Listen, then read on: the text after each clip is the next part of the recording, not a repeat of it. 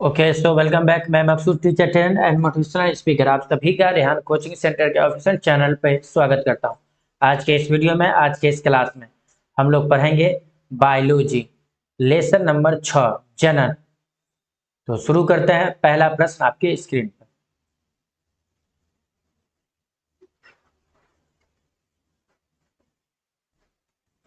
इनमें कौन अलैंगिक जनन की विधि है? इनमें कौन अलैंगिक जनन की विधि है? क में विखंडन, ख में मुकुलन, ग में बीजाणु जनन, घ में इनमें सभी। तो इसका आंसर होगा इनमें सभी। अलैंगिक जनन की विधि है विखंडन भी, मुकुलन, बीजाणु जनन। तो इसका आंसर क्या आ जाएगा? इनमें सभी।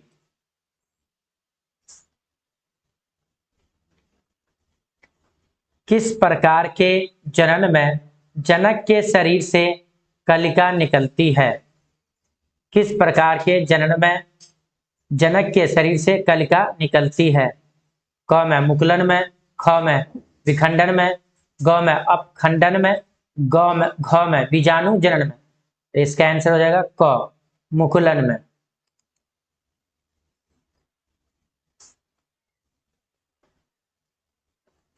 पराग कोश में पाए जाते हैं। पराग कोश में पाए जाते हैं। क में दलपुंज, ख में बाह्य दल, ग में परागकण, घ में स्त्री केसर। तो इसका आंसर हो जाएगा ग परागकण। पराग कोश में पाए जाते हैं परागकण।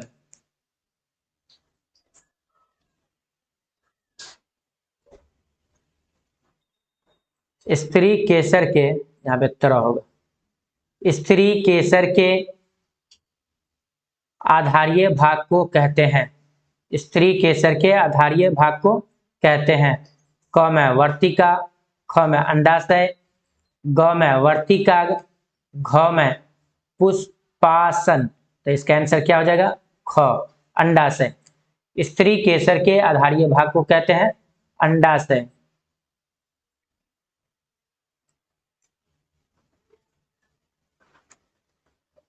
पुंकेसर के अग्रभाग को कहते हैं।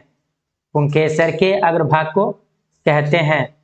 क में वर्तिका, ख में परागकोश, ग में वर्तिका, घ में परागनली। तो इसका आंसर होगा ख परागकोश। पुंकेसर के अग्रभाग को कहते हैं परागकोश।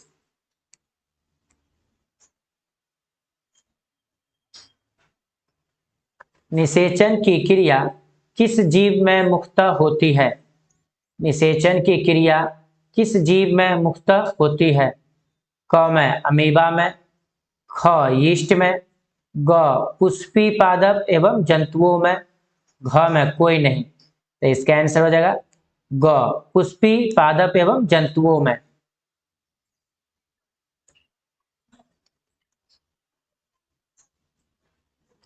निषेचन के फलस्वरूप अंडाशय की दीवारें बनती है।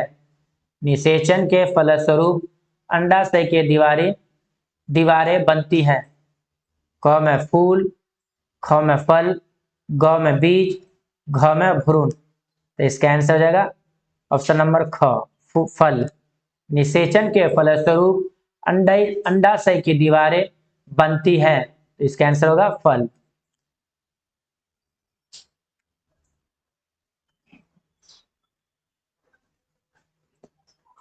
बीजांड की दीवारें मोटी होकर बनाती है।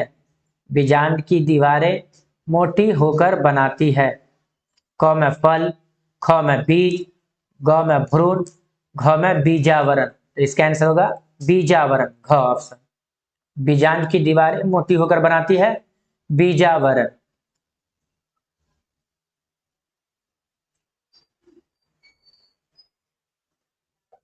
निम्नलिखित में कौन सा भाग केवल पुरुष जननांग में पाया जाता है? निम्नलिखित में कौन सा भाग केवल पुरुष जननांग में पाया जाता है? क में फैलोपियन नलिका, ख में लेबिया माइनोरा, ग में शुक्रवाहिका, घ में परिपक्व पुटक। तो इसका आंसर होगा ग शुक्रवाहिका। निम्नलिखित में कौन सा भाग केवल पुरुष जननांग में पाया जाता है? तो शुक्रवाहिका।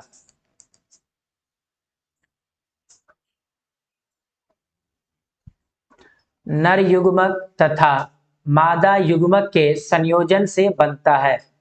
नर युग्मक तथा मादा युग्मक के संयोजन से बनता है। क में जाइगोट, ख में अंडाणु, ग में शुक्राणु, घ में वीर्य। तो इसका आंसर हो जाएगा क जाइगोट। नर युग्मक तथा मादा युग्मक के संयोजन से बनता है जाइगोट।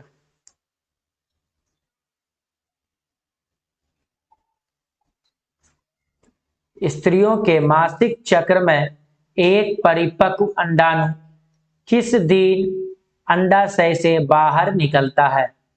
क में 28वें दिन, ख में 14वें दिन, ग में 20वें दिन, घ में 30वें दिन। तो इसका आंसर होगा ख 14वें दिन।